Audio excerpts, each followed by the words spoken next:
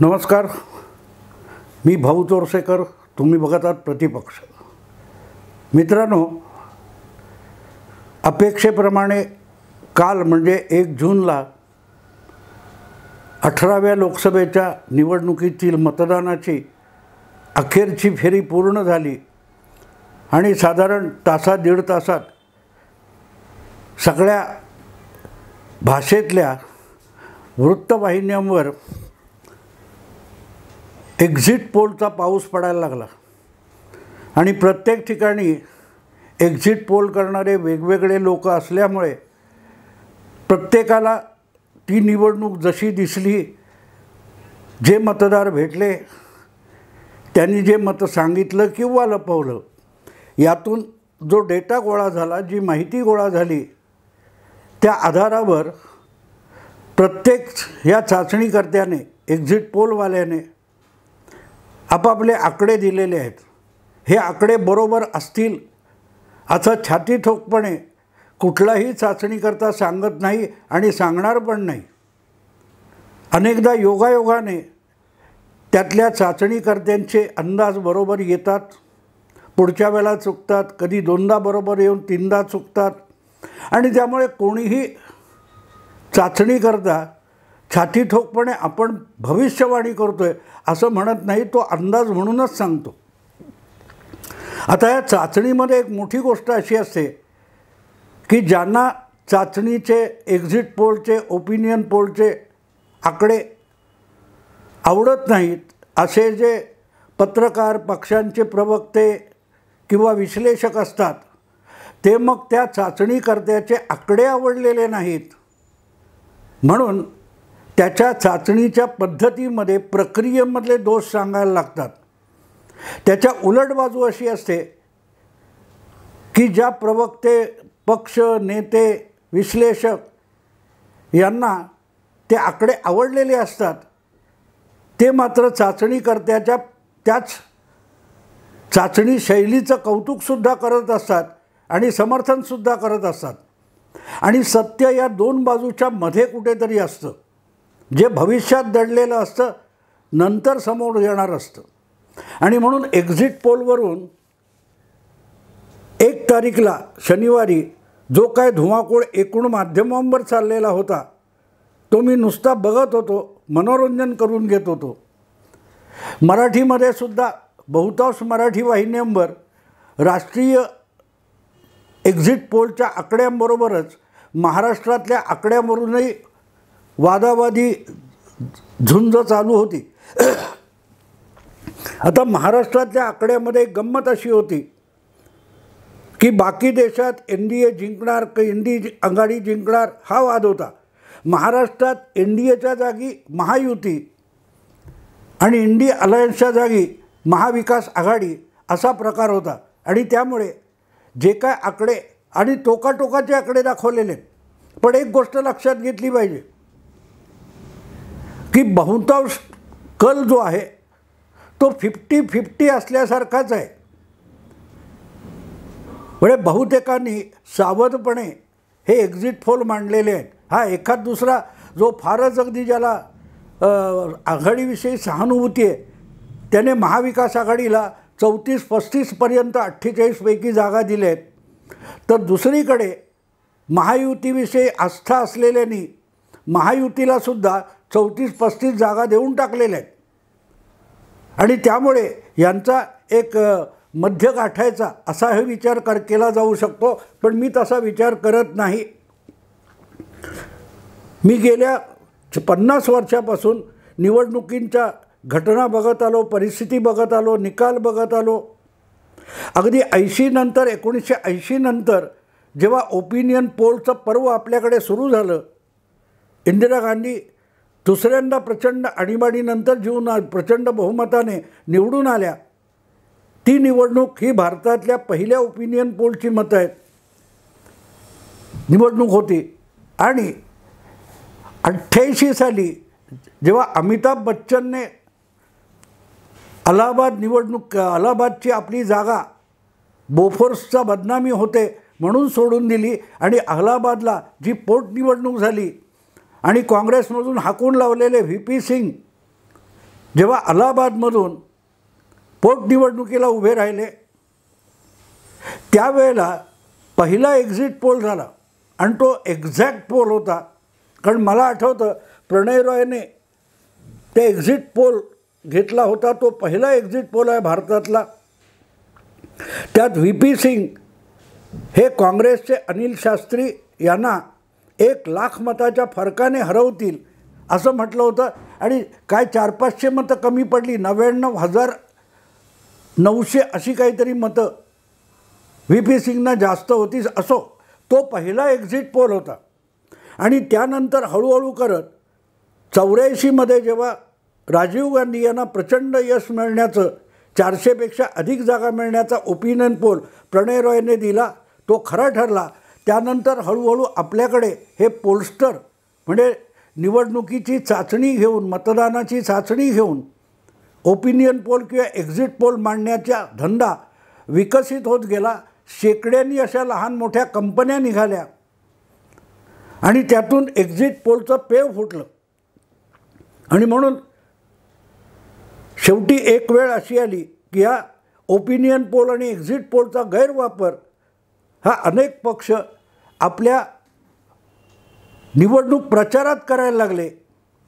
की आधीच opinion poll केला म्हणजे हेच जिंकणार, हा सुद्धा एक प्रकारे प्रचार होतो अशी तक्रार सुरू झाल्यामुळे निवडणूक आयोगाने राजकीय पक्षांना जशी निवडणूक प्रचारासाठी मर्यादा घालून दिली आहे आचारसंहितेमध्ये,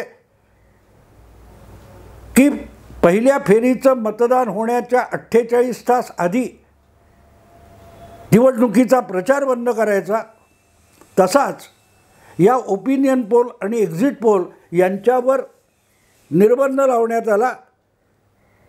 निवडणुकीचा प्रचार बंद होईल तेव्हापासून शेवटच्या फेरीचं मतदान संपल्यानंतर 1 तासांनी तुम्ही एक्झिट पोल, ओपिनियन पोल वगैरेबद्दल जाहीरपणे बोलू शकता, अधिकृतपणे बोलू शकता असा निर्बंध घातला.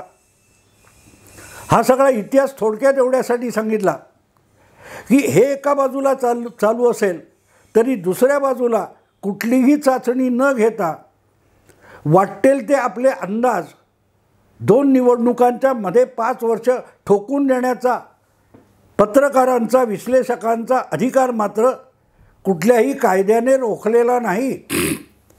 आणि म्हणून तुम्हाला आठवत असेल की जवळजवळ गेली 2 वर्ष म्हणजे 30 जून, 2 वर्षही म्हणता येणार नाही, 23 महिने, 30 जूनला महाराष्ट्रात महाविकास आघाडीचं सरकार जाऊन महायुतीचं सरकार आलं. तेव्हापासून 50 खोके एकदम ओके उद्धव ठाकरे यांच्याविषयी प्रचंड प्रचंड प्रचंड सहानुभूती. सामान्य मतदार भाजपला आणि एकनाथ शिंदे यांना पाडायला टपलेला आहे एवढी अफाट सहानुभूती हे आपण प्रत्येक तथाकथित राजकीय विश्लेषकांकडून ऐकत आलो. आणि अशी भाषा होती की लोक नुसते वाट बघतायत कधी एकदा निवडणूक लागते. आणि निवडणुकीला महायुती, NDA, मोदी इतके घाबरलेत की ते साधी महापालिकेची सुद्धा निवडणूक घेत नाहीत. कारण मतदाराला संधी मिळाली की मतदार पहिला महायुतीला, NDAला पराभूत करायला टपलेला आहे. हे गेली 2 वर्ष आपल्या कानी कपाळी ओरडून सांगणारे जे लोक होते त्या लोकांची 1 जूनला एक्झिट पोल आल्यानंतर बोबडी वळलेली दिसली. कारण कुठल्याही प्रकारचा आणि कुठल्याही संस्थेचा एक्झिट पोल घेतला तरी त्यामध्ये महाराष्ट्रात भारतीय जनता पक्षाचा सुपडा साफ अशी भाषा कोणालाही वापरता आलेली नाही.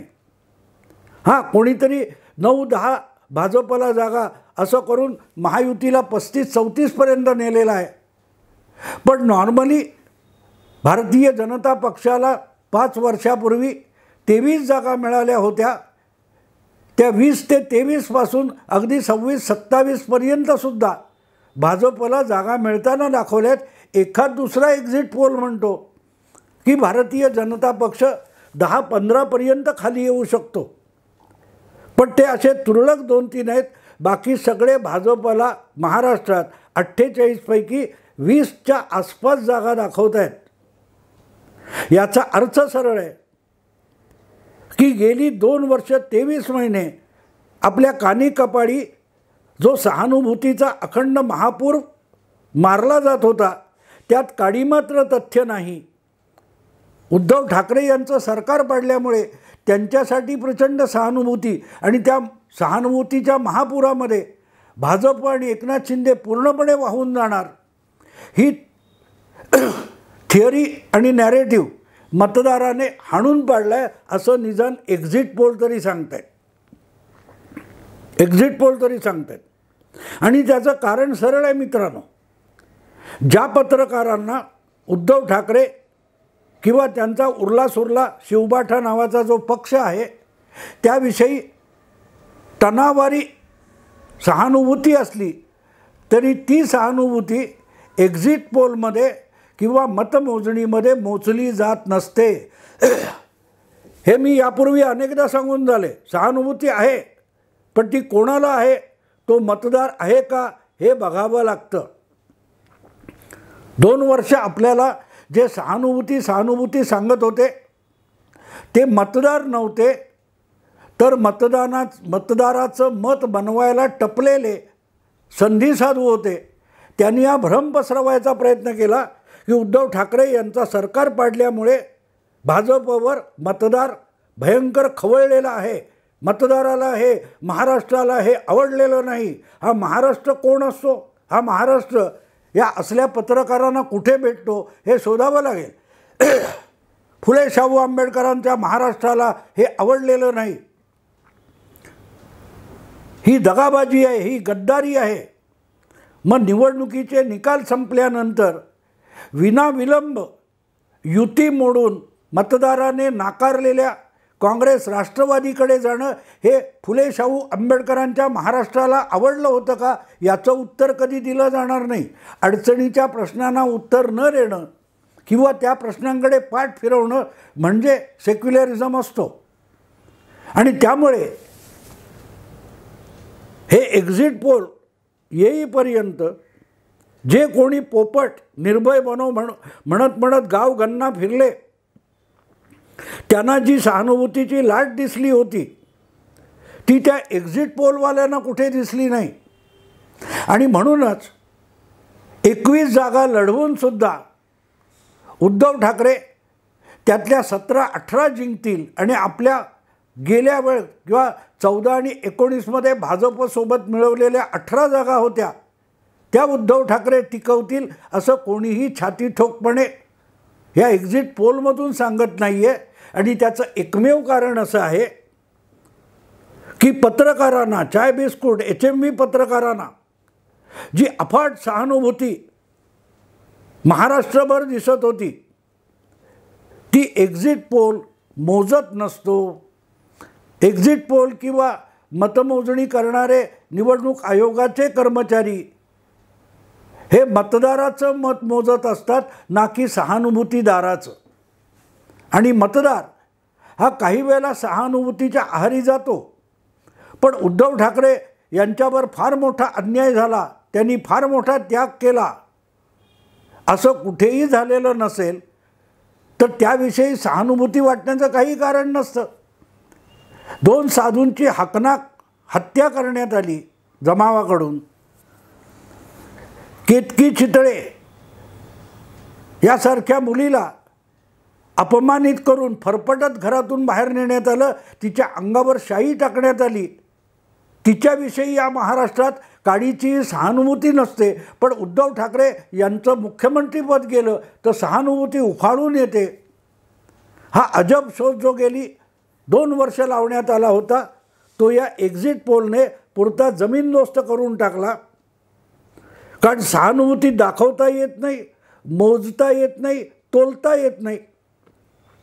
त्यामुळे सहानुभूतीच्या नावावर वाटेल ते बरळायला गेले 20-25 महिने महाराष्ट्रातल्या चाय बिस्कुट पत्रकारांना मोकळीक होती। पण एक गोष्ट असते ना मित्रांनो, एक गोष्ट अशी असते की सत्य समोर आलं की असले सगळी सहानुभूती अवसान गळल्यासारखी, फुग्यातली हवा गेल्यासारखी कोसळून पडते आणि बघता बघता नुसते एक्झिट पोल आलेत, अजून मतमोजणी झालेली नाही.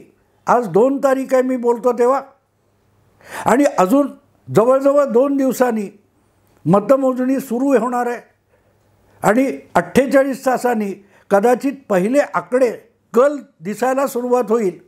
त्यापूर्वीच बहुतेकांचं अवसान गळालेलं आहे. सगळ्या सहानुभूतीदारांची बेअब्रू व्हायची पाळी आलेली आहे. आणि म्हणून मी काल बाकी काही न करता या वेगवेगळ्या चॅनेलवर चाललेलं जे नाटक होतं ते ऐकत होतो. कशी गंमत असते बघा मित्रांनो, कशी गंमत असते की एक आहे की सहानुभूती ही एक्झिट पोल मोजत नसतो, ही समस्या आहे. आणि त्यामुळे एक पहिली गोष्ट म्हणजे पहिली गोष्ट ओपिनियन पोल असो किंवा एक्झिट पोल असो, तो काढताना बेसलाईन बघावी लागते.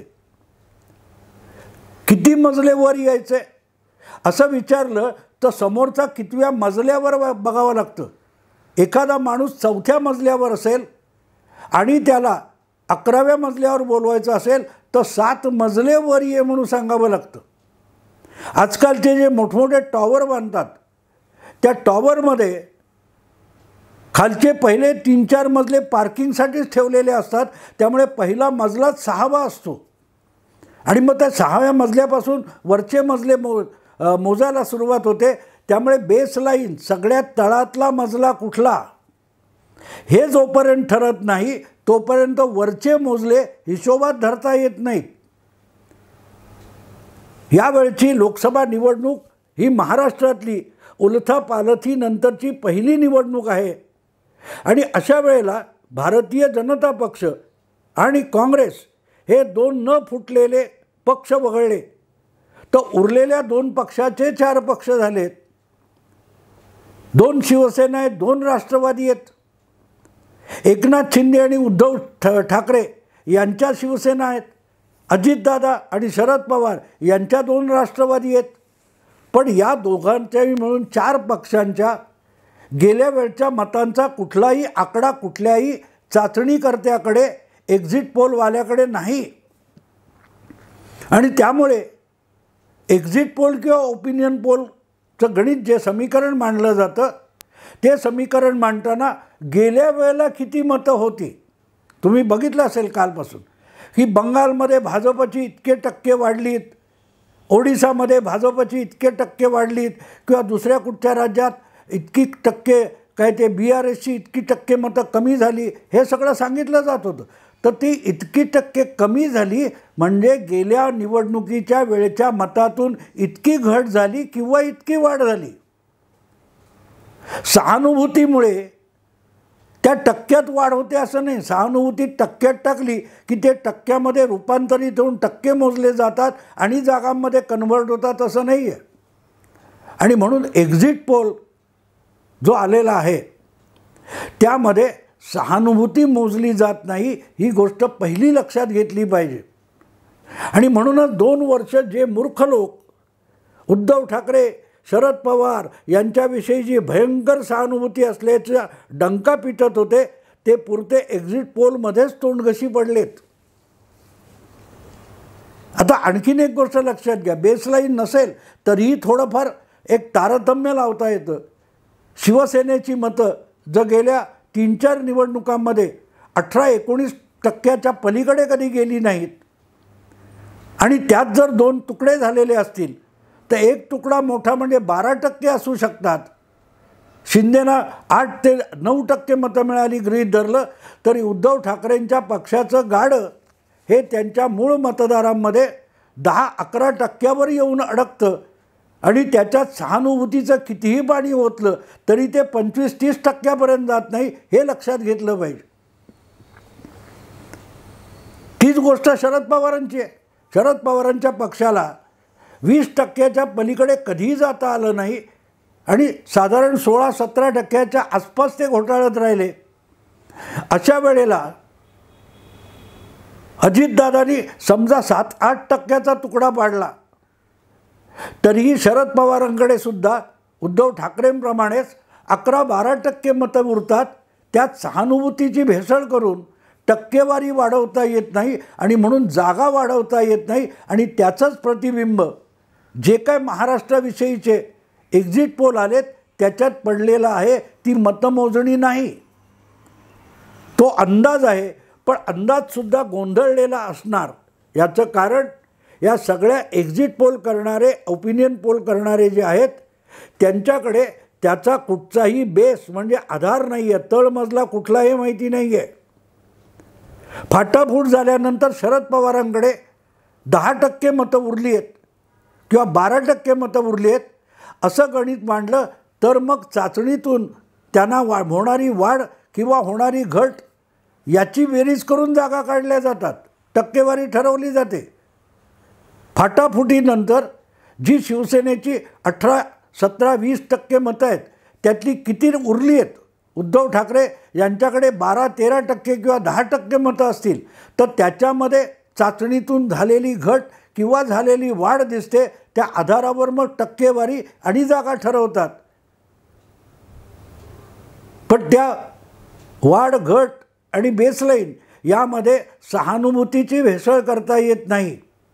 तेव्हा तुमच्या मनात प्रचंड सहानुभूती असेल, कुमार केतकरांच्या भाषेत त्याला विशफुल थिंकिंग म्हणतात, दिवास्वप्न म्हणतात.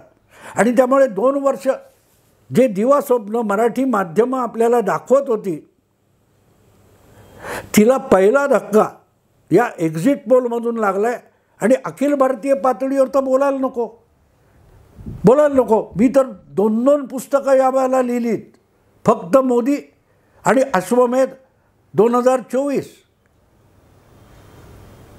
325 ते 350 भाजप येऊ शकतील हे मी गेल्या ऑगस्ट महिन्यामध्ये मिरजच्या कार्यक्रमात, कोल्हापूरच्या कार्यक्रमात जाहीरपणे सांगितलं होतं. नंतर पुस्तक लिहिलं आणि आता 8 महिन्यानंतर एक्झिट पोल, ओपिनियन पोलसुद्धा 300 ते 350च्या मध्ये घोटाळताना दिसतात. मला सर्वे करावे लागत नाहीत. मी जनमानसात जी उलथापालथ चालू आहे त्याचं मोजमाप करत असतो. असो, पण एक्झिट पोल आल्यामुळे एक गोष्ट साफ झाली की जे सहानुभूतीचे पंख लावून उडत होते त्यांचे पंख एक्झिट पोलने कापलेले आहेत. आता 2 दिवसानंतर हे सगळे असले पत्रकार, विश्लेषक प्रत्यक्ष मोजणीनंतर जमिनीवर कसे आपटतात ते बघू. आत्ता इथेच थांबतो. आवडलं लाईक करा, शेअर करा, सबस्क्राईब करा. नमस्कार.